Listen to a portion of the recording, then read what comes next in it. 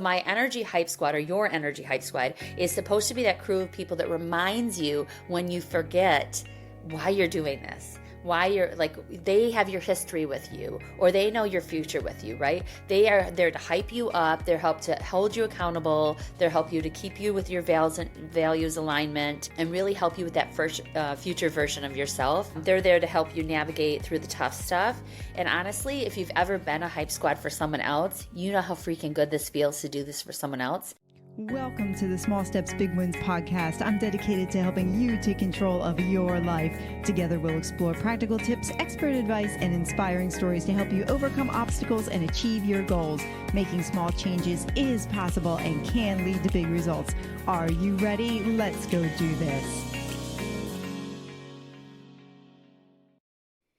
Well, Small Steps, Big Wins family, you are in for a treat today. I am joined by Stacey Kulunowski. Did I pronounce it right? Kulongowski, very close. I was close. She is a powerhouse leader, a best-selling author of the book titled Bring Your Own Energy, and founder of the BND Group. With a rich background as a former director at Google and a certified executive coach, Stacey empowers leaders to break through barriers and achieve extraordinary success. And I would include in there, you do not have to be a leader to read her book and to break through barriers and achieve extraordinary success. I read her book and I got a lot out of it, and I enjoyed it very, very much. I am definitely not quite a leader yet, and I'm not sure I have achieved extraordinary success. So I want to make that clear. The book is for anybody who wants to break through and change the trajectory of their life. So welcome, Stacey. I'm so glad you're here. Thank you. Thanks for having me. Oh, sure. I read your book. Like I said, I was fascinated by the challenges that you faced while you were working at Google. And you also had a diagnosis in there, which I'm going to let you tell your story about that. And I want you also to weave in there, your book, if I remember correctly, came out of your experiences. So yeah, take it away. That sounds great. So thank you. I wrote Bring Your Big Energy because it was what I needed when I was out there at what I call an intensity point in the world. So an intensity point, as I define it in the book, is a place where you have severe trauma, or you could just have some life-altering change that makes you consider everything that you have in the well-worn path in front of you, and you get to decide and have the power how you move forward. So I was at Google. I was an executive there, a director leading a large-scale sales team. And I loved my role, but it was very, very hard, especially during COVID, to be able to inspire and to lead teams through this crazy environment. And I happened to be leading the Canadian team, and their economy just didn't bounce back at the same way, in the same rate. So I think the challenge for me, and the biggest intensity point where I came to writing the book and looking for something like this, which is real world experiences as well as exercises and tools, was I kind of had a mental thing. Right. And so I got to burnout, and I was very overwhelmed. I felt very stuck, and I took time to take care of myself for my mental health.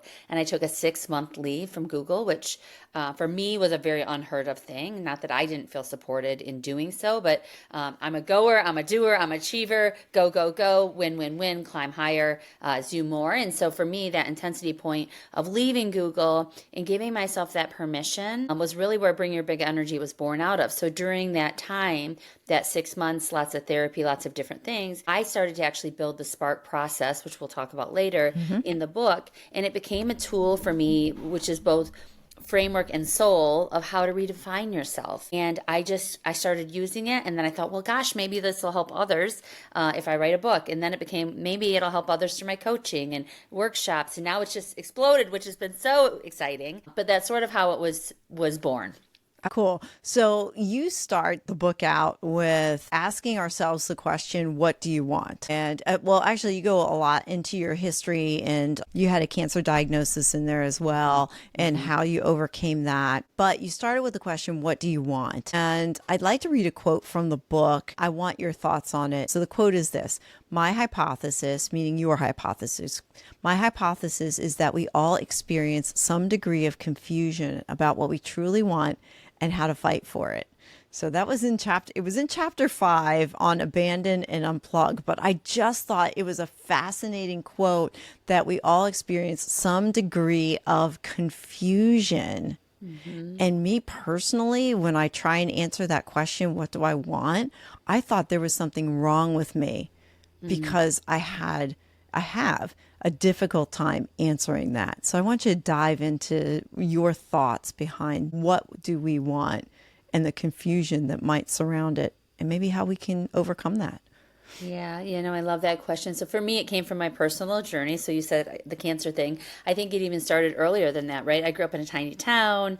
I graduated with 33 people. And I was kind of on this search of like, what's next? And I was like, just looking at the world, what's out there. And it sort of looked like you went to college, you got a job, you got married, you had kids, you climbed the ladder, and on, right? And so I did that because I wasn't sure, just figured that's what you did. And that's how you got out of a small town. And that's how you kind of built your life. And so for me, when I got to this intensity point of having cancer, which I kept very private the first time, which led to a lot of my mental health situation things, it was really about like, why am I chasing this so hard, right? Like, why am I ignoring this cancer thing and not sharing this cancer thing because I'm so worried about getting promoted at work? Like, what is wrong with me, right? And so I think from what I saw more and more is people need clarity to overcome their confusion.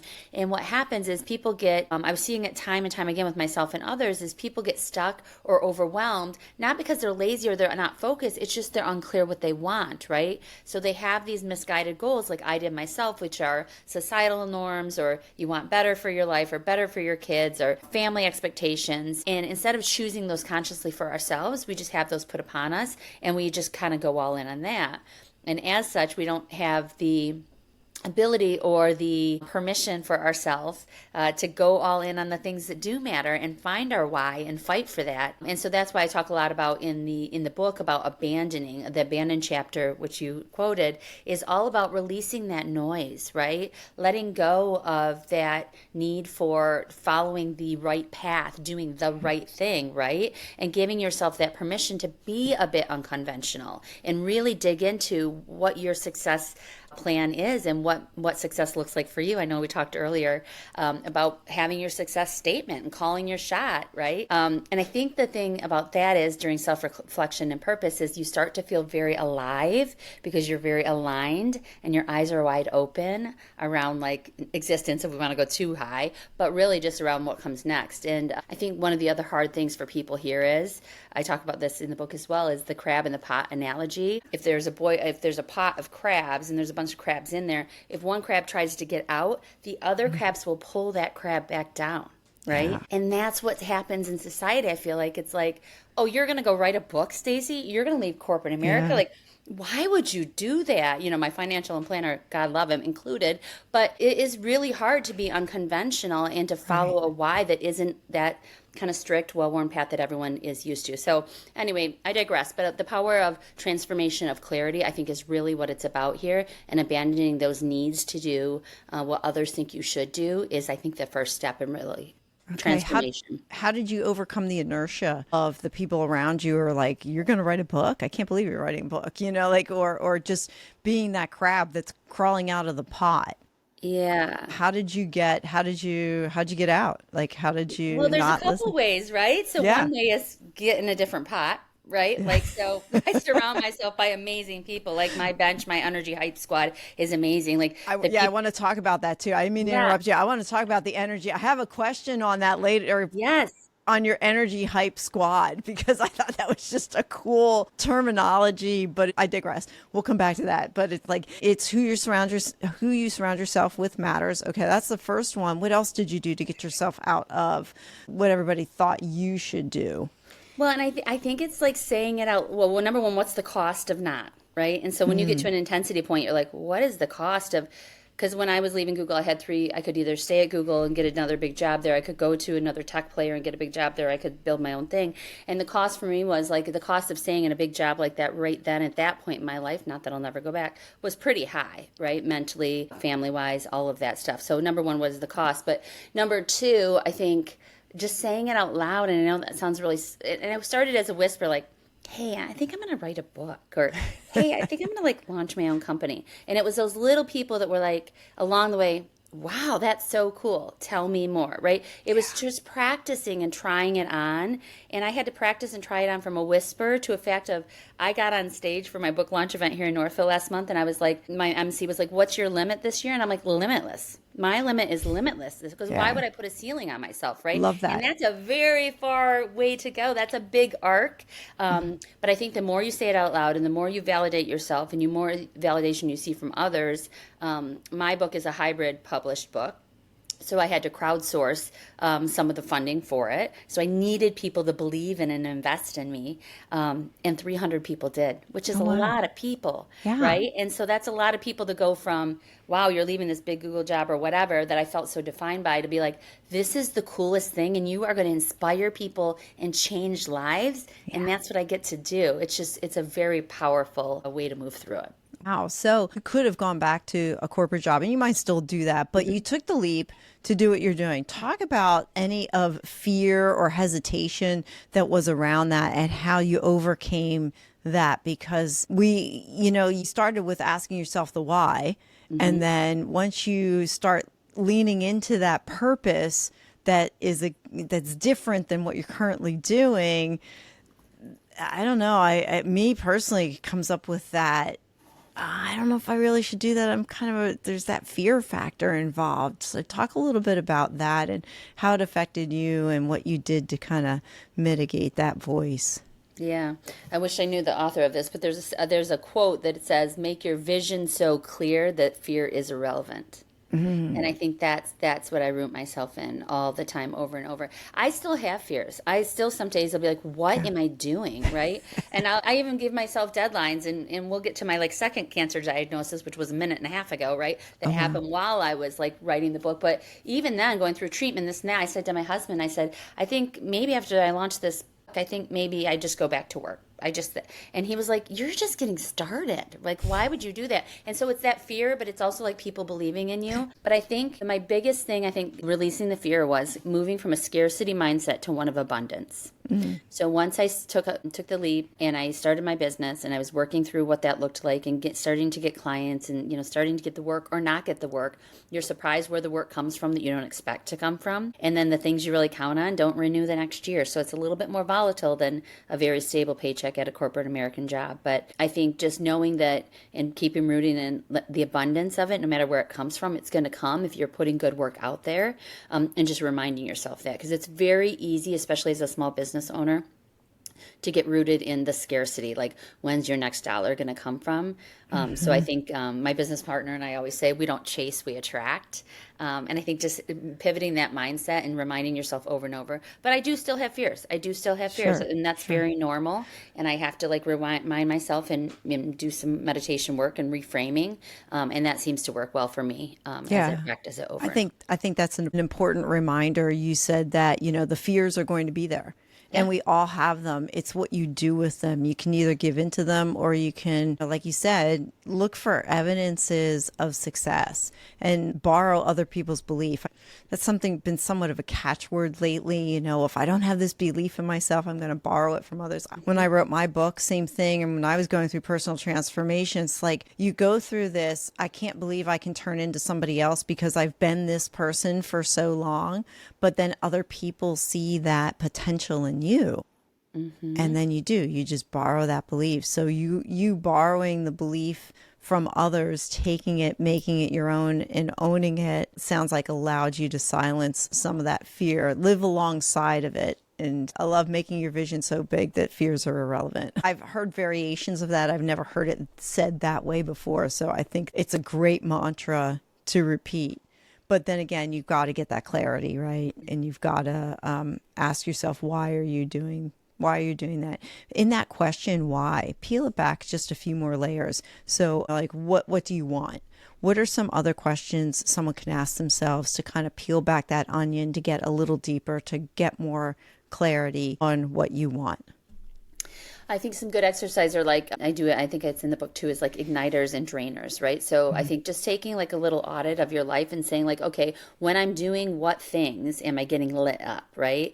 When I'm doing what things am I getting drained? What do I need to unplug, right? And so I think that that deep reflection part comes before the why. And that's another thing with big energy. When I was out there in the wild, like looking for a tool for myself, everything was like purpose forward. And I was like, wait, if we don't even know where we've have been, how do we know where we're going, right? And so I think doing that deep reflection to really understand and take that energy audit of what's working well and what's not working well is, I think, really one of the key pieces as well. And just listening and paying attention and reflecting. And I do a lot of this with my coaching clients is between sessions, I'll say, okay, go try on these 3 or 4 experiences, the homework you've given yourself, but really it's like stay rooted in reflection and pay attention to when you're doing these things.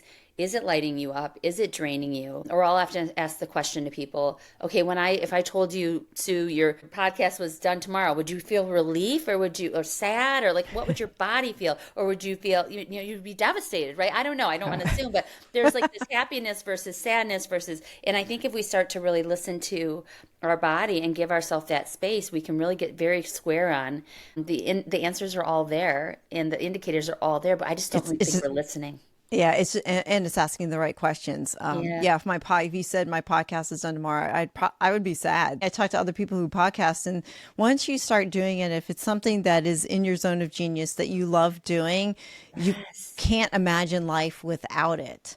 And it's funny, my producer said to me the other day, he's like, you have to stop recording. You have so many episodes in inventory. I said, but I love talking to people. They keep coming to me. I have these amazing conversations and I meet these authors and I want to bring their stories to the world so that somebody else can benefit from what they have learned. Yeah. So that's it. So that's what lights me up. In that, yes, absolutely. And you might work 14 hours a day on your podcast and forget to eat, to feed the dog, to all the things, right? And that's the space I'm in. Like my husband will be like, "Did you eat today?" I'm like, "I don't think so." That's the space you start to get in and the flow you start to get in. That's funny. I'm not quite there. Yeah. I hit record. I talk to people. I have great conversations, and then that's what my producer's for. Yeah, but I used to do that.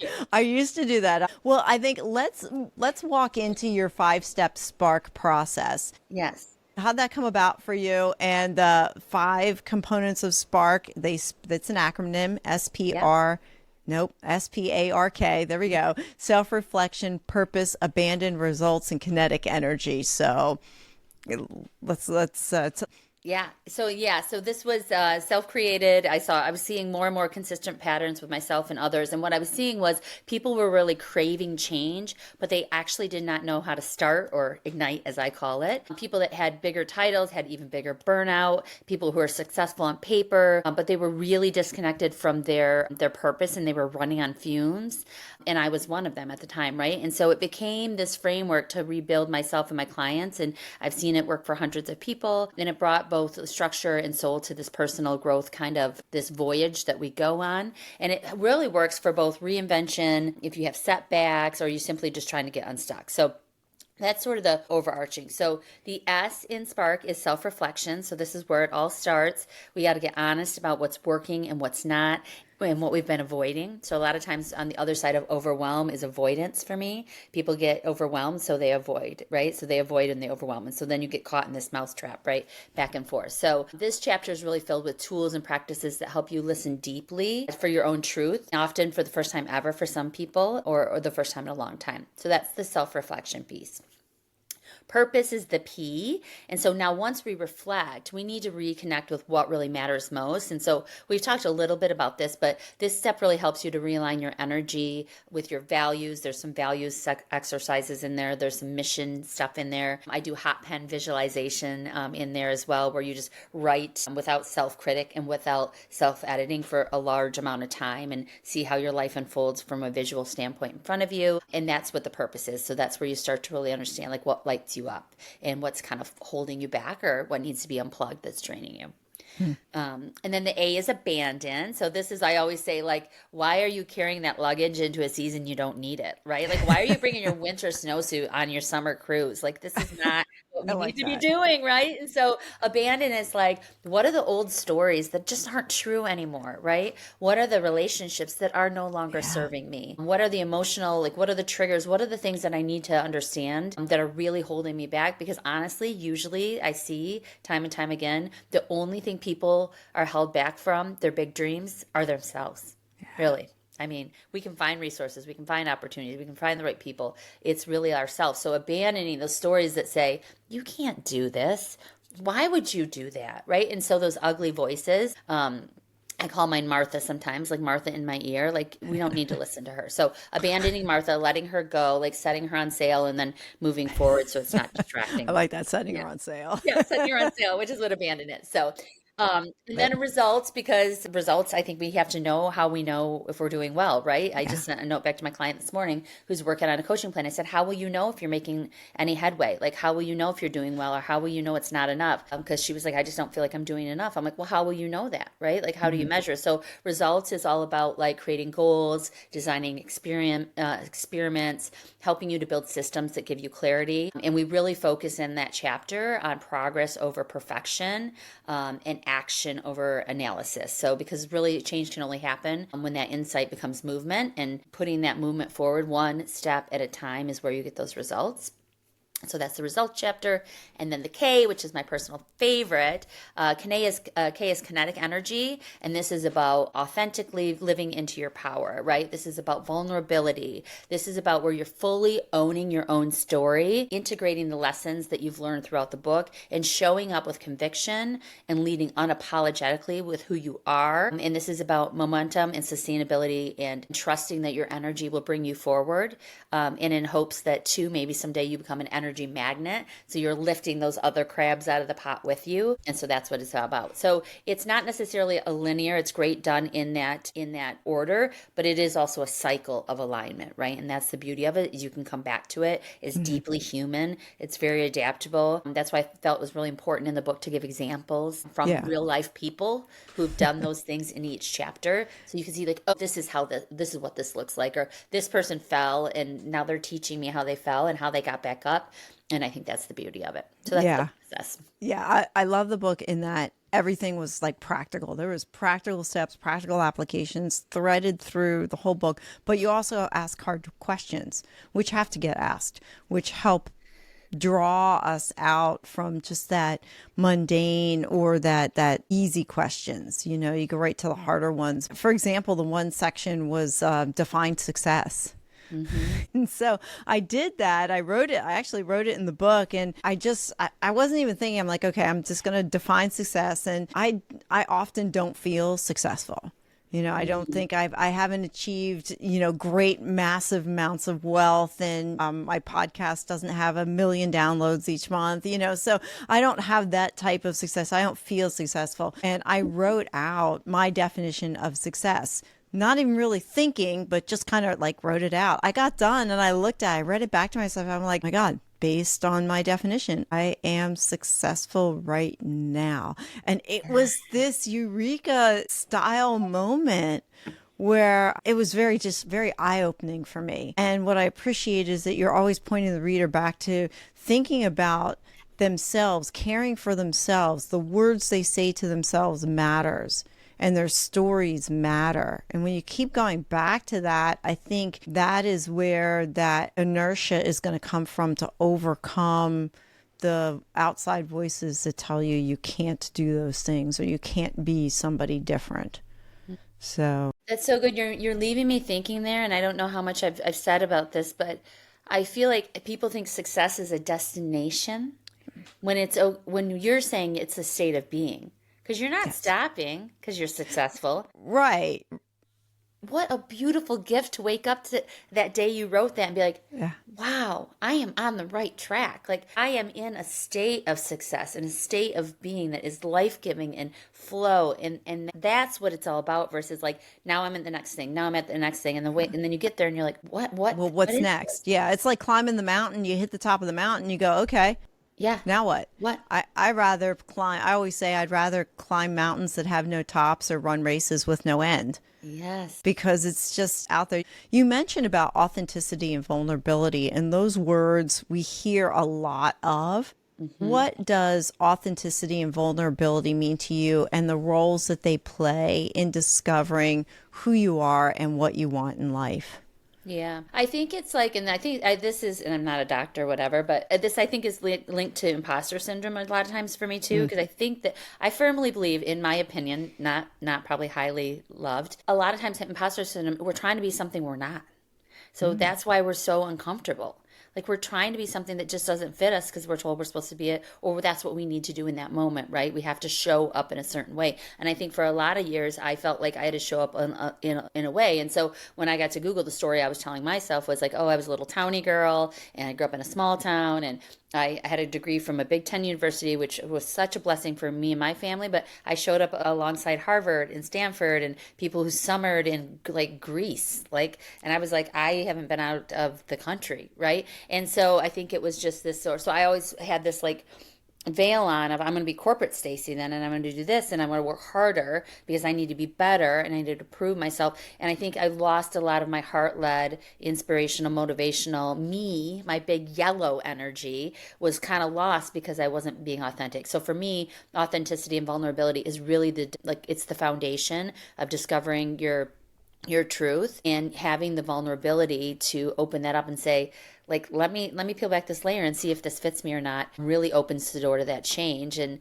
it allows us to say, like, this isn't working anymore, or I want something different, and just being honest with ourselves and others. Otherwise we stay stuck, right? Like that again, what is the cost of not saying something? So in the book I talk about hitting my biggest intensity point, which were burnout, illness, and identity loss, right? I had an identity, it was my work identity versus my mom identity and such, and really talk through like we don't have to be perfect, we just need to make progress, right? And focus on being really deeply human instead. So that, I think vulnerability and authenticity are like the gateway to that. I mean, it doesn't mean like oversharing too. I think a lot of people are like, oh, you got to come in and give all your dirty laundry. It's really not that. It doesn't mean you have to be messy all the time. Like I still can stand in front of 250 people and carry myself just like I did in corporate version of me, but it means showing up aligned, right? And passionate with integrity and courage and your values and being a version of yourself that can show up at home and at work at that level, I think. And then being able to own your own story as much as you're comfortable with without apologizing,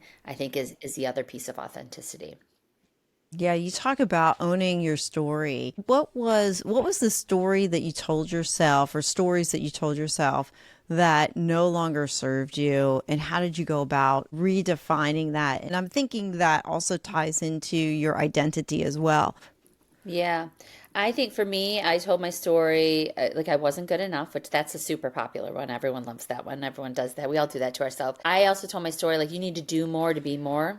Like you got to just do more or you're never going to be more. And now I know that that's not true, and I still do a lot, right? I still have a hard time with the off self because I love what I'm doing. That was another story I think that I told myself. And the big story I told myself for a lot of time, which is why I hid my whole cancer journey the first time, which was when I was getting promoted at Google, and I was so blessed. I loved my team, loved what I was doing, but the story I told myself is if I told anyone I had cancer, that I was gonna be wasted goods. Like I was like, this is not gonna serve me. And I remember I got a new role, and we were custom building it, we were reorganizing, and it was custom. And I ended up interviewing for and getting that role. And I told my VP secretly, I said, well, I have cancer. I just don't know if I can do this role. Like I think that you're gonna have to give this to someone else. And he's like, but this was your role to own, and you can do this. And he was like, you take all the time you need. He's like, this role was meant for you. We believe in you.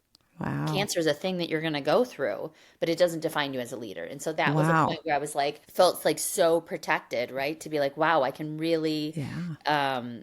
really do this, and owning it and saying that out loud, I had twice as much support. Between him and my director, I had all kinds of beautiful, and it was behind the scenes. It wasn't showy, flashy, because I didn't want anyone else to know, and they knew that. But behind the scenes, I had a lot of support to help me get through that process. If I wouldn't have said anything, I wouldn't have had that. The second time having cancer, which I just finished my chemotherapy and my second surgeries, which is great. Rang the bell in December, had my last surgery last month. I think in this time I told everyone I have a blog, it's a thing, bring your big pink energy. And it has been such a gift for me to have Yeah. felt loved and supported and authentic and vulnerable and actually be me. But the number of people who have reached out to me secretly and said, Oh my God, I have crippling anxiety, and I know it's not cancer, but your courage has helped me to get Yeah. through it. Or I have Wow. MS, and I don't know, I'm not telling anyone. Like all of these like people that are holding all these secrets because they think it's supposed to be this lonely journey and they can't be authentic because they'll be judged and shamed is really sad. And so Mm. I'm hoping that by lifting the veil that I can help others to be able to be more ownership of their story and have more agency, self-agency on that as well. Wow, what a beautiful outcome or byproduct of you sharing your story. I don't think we give enough credit to our stories and how they can impact and affect others. Yeah. In your book, you talk about, and we mentioned it before, the energy hype squad. So I think this is a good point to bring them in. So talk about what that is and why everyone should have it. Yes, exactly. So I think so much is like my mom will love it when she listens to this. She always says, "We don't even know where you came from." Sometimes she goes, because I'm so intrinsically motivated. Like I don't always need the carrot and the stick. I'm not that guy. Like it's just a weird thing that I kind of just was born with, which is really cool and doesn't always serve me, but sometimes it does, right? So in addition, though, I still have times where I'm like, why am I doing this? Why, right? And so my energy hype squad or your energy hype squad is supposed to be that crew of people that reminds you when you forget why you're doing this, why you're like they have your history with you or they know your future with you, right? They are there to hype you up, they're help to hold you accountable, they're help you to keep you with your values alignment and really help you with that first future version of yourself. They're there to help you navigate through the tough stuff. And honestly, if you've ever been a hype squad for someone else, you know how freaking good this feels to do this for someone else. It is a privilege to walk through something Hmm. really, really freaking hard with someone. It's a privilege, right? And so as Yeah. a hype squad, it's not always fun and games. It's sometimes the really tough stuff. But in this group I talk about in the book too, I think you need to have a portfolio of people in there, right? So your hype squad might have an inspirer. This is my MC mix. She's always like, let's build it on the moon, right? Like she's that kind of personality, right? Or the challenger, which is like, okay, I like what you're doing here, but financially, like, is this a thing, right? Or the mentor, like, get on more stages before you do more workshops because that's what's better and that's going to scale, right? And I have one of those. Someone who advocates or sponsors you behind the scenes when you're not in those rooms and says, Mm. Stacey, I have a lot of these from the book. I just had someone from reach out to me from like a huge company where they're like, I got your name from someone else. We had a meeting and they mentioned you and we want to buy your book and have 50 people come to a workshop. Wow. You're gonna, and I didn't even know that person was saying that to me. I met that person once, right? Like, but they Yeah. are advocating for me behind the scenes. So there's a lot of other people in the group. Read the book to the listeners, but it's all about having that built-in support system that can help you really really get there. And it's honestly just not a nice to have, it's a must. I mean, people I'm sure have watched Blue Zones, but things like that, like there's lots of studies around being in community and living longer, right? Because community matters so much. I just heard this at church the other day. When we're babies, we're born and we're immediately looking for someone else. Immediately the Mm. first thing we want to do is make a human connection, the first thing, right? Yeah. Before Wow. anything else I even didn't think exists. about And so that. that's how important it is. And in terms of like dollars and cents and ROI, which people also care about, when you write your goals down, you have a 42% chance of getting there. When you talk about them, say it out loud, you got 65%. When you have an accountability partner, you have a 95% chance of hitting Oh, those goals. oh It wow. time I didn't matters. know that It matters. statistic. It Wow. matters. I knew about there's a Harvard study that says if you write your goals down, you're more likely to achieve them than Yeah. not. And then if you speak them, I heard that too, but I didn't know about the accountability piece. And it goes both ways, right? You're helping other people. There's got to be a Right. good value exchange. Right. But it is Right. really, that's the beauty of the community piece. And that's the beauty. Again, this book would not have happened if it weren't for my energy hype squad Yeah. saying, like, we believe in you, we're investing in you, we're backing this book, we're doing this is happening. And What it if so matters. What's the first step for someone if they feel like they really don't have an energy hype squad or a beginning of an energy hype squad? What would your suggestion be? I think everyone has it. I just think we need to pay attention to how we're investing in it. And I think everything's on the table. So this is interesting. I lead a lot of master classes on networking. So as a professional, right? How do you network? How do you increase your network? How do you do that on LinkedIn? How do you do that in person, right? So I do a lot of work on this, and I had to do a lot of it personally with the book, right? Re-engaging my network to do this. And what I found was some of my biggest backers or some of my biggest partners, I I haven't even worked with in like 26 years. Like I'm going to New York City for an event at Chief, which is a big deal. And it came from someone I worked with 26 years ago. We barely have even talked in 26 years, but she's been watching me. I've been watching her, right? So I think just starting those conversations, putting yourself out there, going back to old conversations. And then the biggest piece of advice I would say is once you start those conversations and those warm reconnections with people that know and love you, I always say, who else should I talk to that's interesting in this space? I think that's how I ended up on this podcast, right? Like one of my fellow authors, I was like, who else should I talk to that would be interesting? And they were like, oh, Sue, for sure. You got to talk to Sue. And I was like, great, right? Okay. And so that's how Yeah. connections are made. And that's, Yeah. and now we're in each other's energy hype squad, right? Yeah. And so I think it's just like you do Cool. there is an element of putting yourself out there. Sure. And you do got to kind of push at the edge of your comfort zone for people that are wildly introverted. And I completely understand that, even as a wild extrovert myself. But just continuing to kind of step by step and just don't leave any stone unturned. Because Yeah. people also want to root for you. They want you to win. And they believe in you. And when I put things out there, people are writing back, and I don't even know that they even know I exist, right? But I think putting yourself out there is key too. Yeah. Yeah. I like that you said people are out there rooting for us. And I can find that little voice in my head, that defeatist little voice talking. And if you listen to it, then it drowns out the fact that there's people out there who are in your corner. It's interesting that you should bring that up, because I feel that people, even if you're introverted, you still can have a conversation with somebody. You just have to look for that person you feel most comfortable with. And chances Absolutely. are that's a person who's probably part of your energy hype squad and you don't even know it.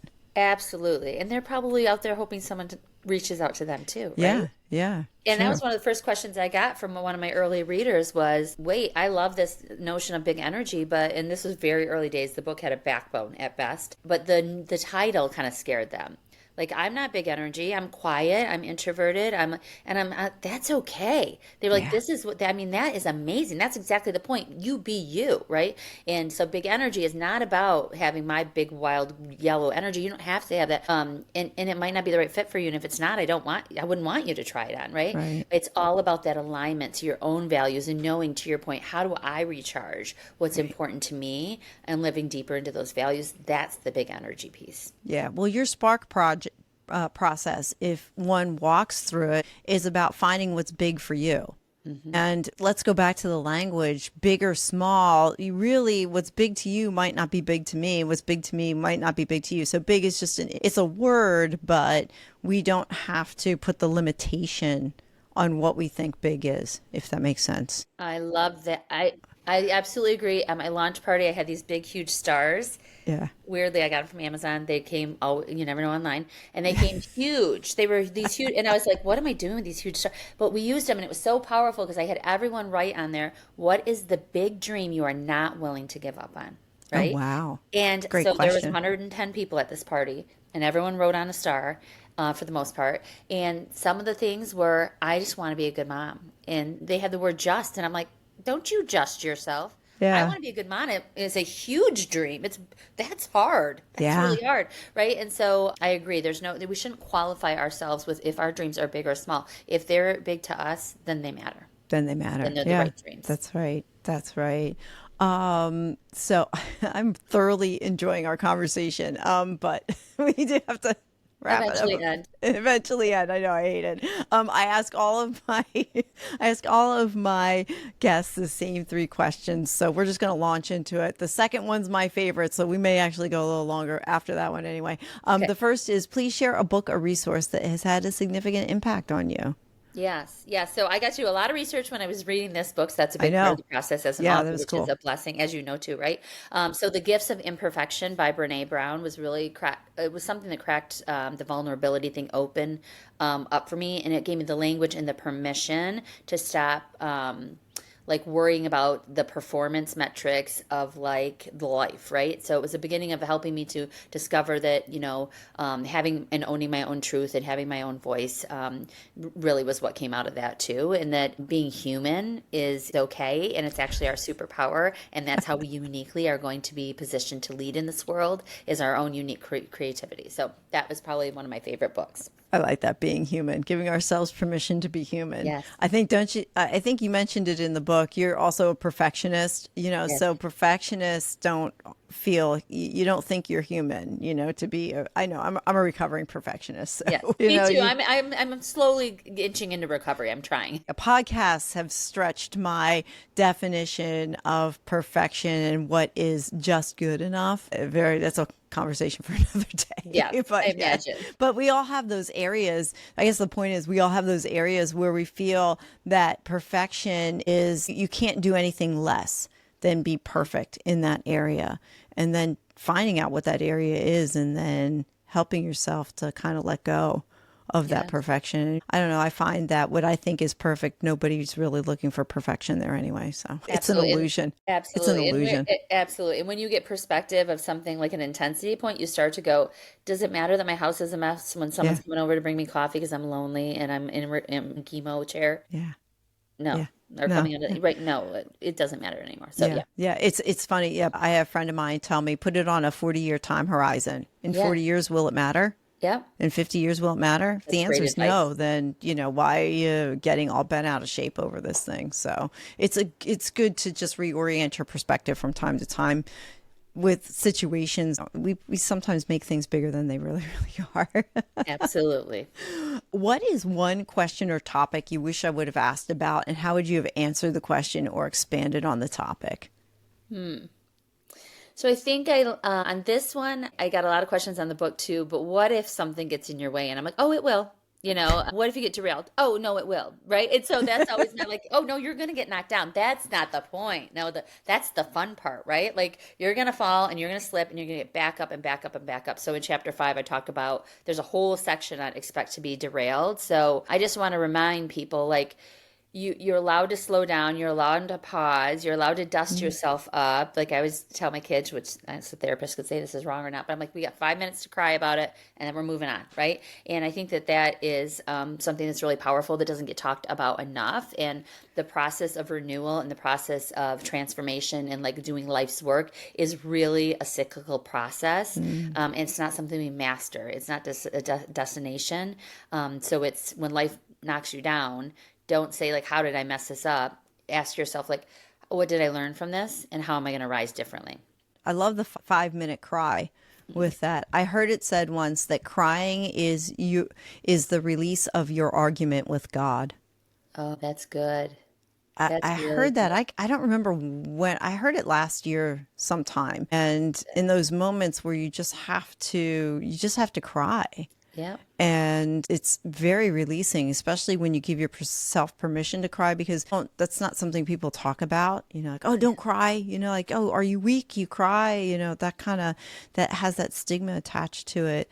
But when I heard that quote, it was just so life altering for me. It's like, okay, make it 5 minutes or 6 minutes or however many minutes you need it to be. But I'm releasing something to God.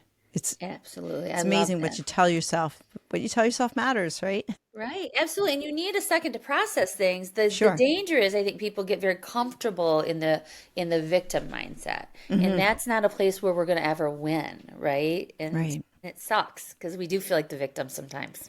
Yeah. But Yeah. that's It's hard not a way not to, forward. but I think I had a good friend ask me, do you think things happen to you or for you?